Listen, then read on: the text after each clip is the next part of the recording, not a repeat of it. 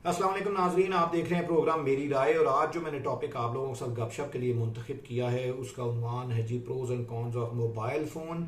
Mobile phone एक बड़ी ज़बरदस्त ईजाद है पाकिस्तान के अंदर। अगर आप देखें तो ये एंड ऑफ 90s के अंदर मोबाइल फ़ोन पाकिस्तान में आया। इनफैक्ट आ तो पहले भी गया था, लेकिन जो सही तरीके से आया वो एंड ऑफ 90s के अंदर मोबाइल फ़ोन आया।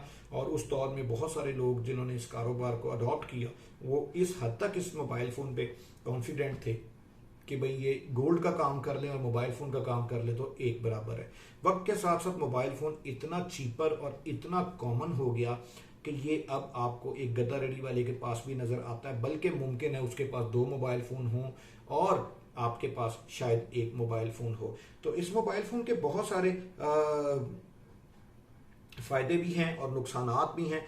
मैं एक पर्सनली सबसे पहले जो एक पॉइंट को डिस्कस करूंगा वो सबसे इंपॉर्टेंस रखता है मेरे नज़दीक, और वो ये है कि इसने हमारे फैमिली टाइम को ले लिया।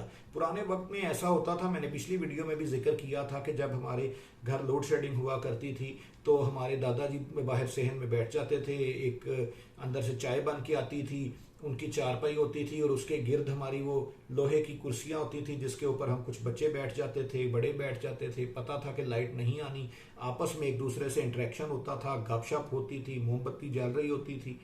उसको आहिस्ता आहिस्ता रिप्लेस किया रिचार्जेबल लाइट्स ने, और देन फिर इन्वर्टर्स आए और फिर टेक्नोलॉजी आगे से आगे से आगे से आगे चलती गई। उस सारे कुछ में हम लोगों ने अपनी फैमिली को खो दिया और सब कुछ को अचीव कर लिया। आज हमारे पास यूपीएस हैं, इन्वर्टर्स हैं, सोलर सिस्टम्स हैं, जनरेटर्स हैं, नॉन स्टॉप अनइंटरप्टेड लाइट है, हर चीज है, बैटरी लॉन्ग लाइफ वाला मोबाइल है, हमारे पास पावर बैंक्स आ गए हैं कि मेरा मोबाइल ना किसी तरह रुके, मेरा हर चीज चली जाए मेरी। बल्कि मैं यकीन से आपको कह सकता हूँ, मैंने थोड़े दिन पहले ना, मुझे बड़ा अफसोस के साथ ये कह रहा हूँ, मैंने किसी ने मुझसे पूछा कि भाई नथिया गली के अंदर कोई अच्छा होटल बताएं जहां पर हम रात को रुक सके। तो उसमें मैंने उनको रेकमेंड किया कि भाई आप फला फला होटल में रुक जाएं, वो बड़ा अच्छा होटल है और उनका सफिशिएंट सिस्टम है, सारा ईच एंड एवरीथिंग बड़ी अच्छी है, रिकमेंडेड है, आप वहां पर रुक जाएं।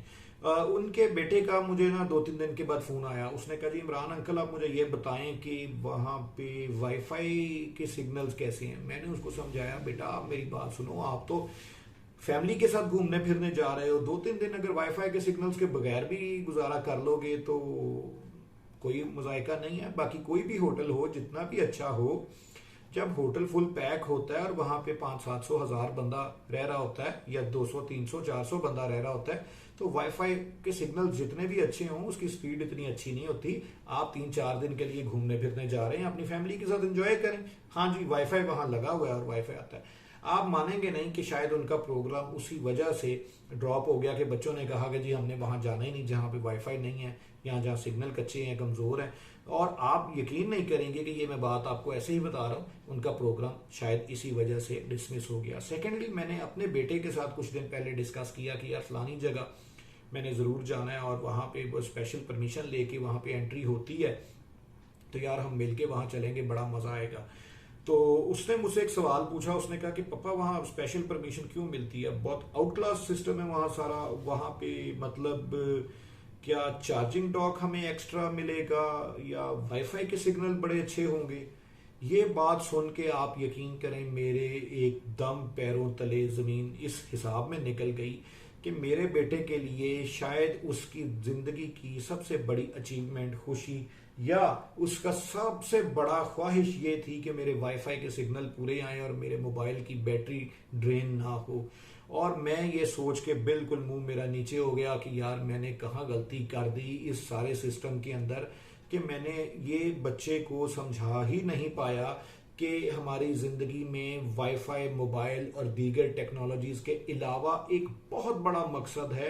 ये एक tiny minute part of our life है जिसके लिए हमने पूरी जिंदगी को अपनी को अजीरन किया हुआ है, और हमारी जो एक्चुअल जिंदगी का मकसद है और जिंदगी का जो हमारी एक फील है, एक सारा सिस्टम है, वो एक बहुत ही अलग ट्रैक के ऊपर है। एनी हाउ, ये बात मैं ऐसी बाय द वे कर रहा हूँ, लेकिन ये हकीकत बात है जो मैंने आपको दोनों वाकयात इसमें सुनाए हैं। अच्छा, इस सारे कुछ के अंदर एक चीज और है, आप देखें कि मोबाइल फोन के इस्तेमाल में बेशुमार चीजें हैं जिसमें टिकटॉक है, स्नैप ऐप है और फेसबुक है, इंस्टाग्राम है।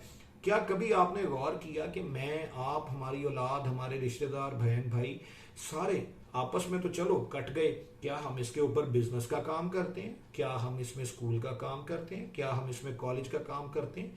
एक बहुत बड़ी तादाद आपको कहेगी कि जी हाँ, हम इसमें जी कॉलेज का काम करते हैं, हम इसमें हमारी असाइनमेंट्स आती हैं, इसमें हम फलां काम करते हैं, हम यूट्यूब के ऊपर हम फलां चीज़ देखते हैं, हम इसमें फलां करते हैं, बिजनेस करते हैं। लेकिन अगर आप उसका ब्रॉडर स्पेक्ट्रम में अंदाजा लगाएंगे तो शायद वो क्लास लेस देन 2% होगी ऑफ द सोसाइटी जो कि इसको पॉजिटिव मैनर में के अंदर यूज करती है।